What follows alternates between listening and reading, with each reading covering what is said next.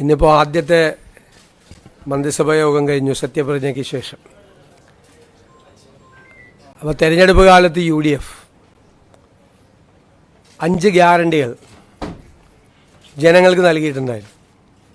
ആദ്യത്തെ മന്ത്രിസഭാ യോഗത്തിൽ തന്നെ അതിലെ 2 ഗ്യാരണ്ടികൾ നടപ്പാക്കാൻ തീരുമാനിച്ചു. ഒന്ന്, KSRTC ബസ്സുകളിലെ സ്ത്രീകൾക്കുള്ള സൗജന്യ യാത്ര അനുവദിക്കുന്ന സംബന്ധിച്ച് ജൂൺ 15-ാം തീയതി മുതൽ നടപ്പാക്കും.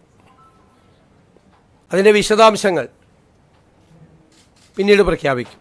ജൂൺ 15 മുതൽ, അടുത്ത മാസം 15-ാം തീയതി മുതൽ KSRTC ബസ്സിലെ സ്ത്രീകളുടെ സൗജന്യ യാത്ര ആരംഭിക്കും.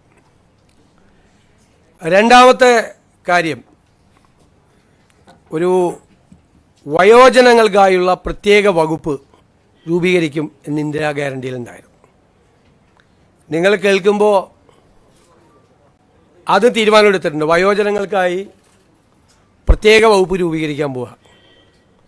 ഞാൻ വളരെ അഭിമാനത്തോടെ പറയുന്നു, എൻ്റെ അറിവിൽ നമ്മുടെ രാജ്യത്ത് ആദ്യമായിട്ടാണ് ഒരു സംസ്ഥാനത്ത് വയോജനങ്ങൾക്ക് വേണ്ടി പ്രത്യേകമായ വകുപ്പ് രൂപീകരിക്കുന്നത്. ഞങ്ങൾ ആ വകുപ്പ് രൂപീകരിച്ചതിന് ശേഷം ഇത് ഏറ്റവും ഭംഗിയായി നടപ്പാക്കിയ രാജ്യം ജപ്പാനാണ്.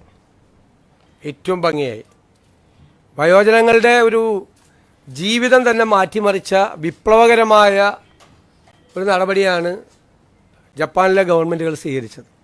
നമുക്കിപ്പോൾ എല്ലാം ചെയ്യാനുള്ള പരിമിതികൾ നമുക്കുണ്ട്, എങ്കിലും ആ മോഡൽ കൂടി പരിശോധിക്കും. അതിനുള്ള ഒരു നല്ല സ്റ്റഡി അടുത്ത 1-2 മാസത്തിനുള്ളിൽ പൂർത്തിയാക്കി കേരളത്തിലെ വയോജനങ്ങളെ, ഞാൻ കരുതുന്നത് ഒരു സമൂഹം പരിഷ്കൃതമാണോ അല്ലയോ എന്ന് പരിശോധിക്കാനുള്ള ഒരളവുകോൽ ആ സമൂഹത്തിലെ മുതിർന്ന ആളുകളോട് എങ്ങനെ പെരുമാറുന്നു എന്നതാണ്.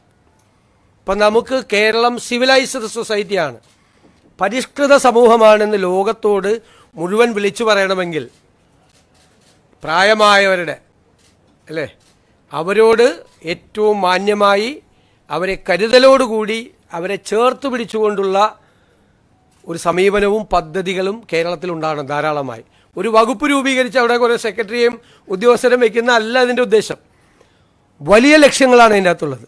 സ്വപ്നതുല്യമായ കാര്യങ്ങൾ ഈ വയോജന വകുപ്പ് രൂപീകരിച്ചതിൻ്റെ പുറകിലുണ്ട്. അത് പുറകെ സ്റ്റെപ്പ് ബൈ സ്റ്റെപ്പായിട്ട് നടക്കും. അതിനുള്ള വിശദമായ ഒരു പഠനം തന്നെയാണ് വയോജന വകുപ്പിനെ സംബന്ധിച്ചുള്ളത്.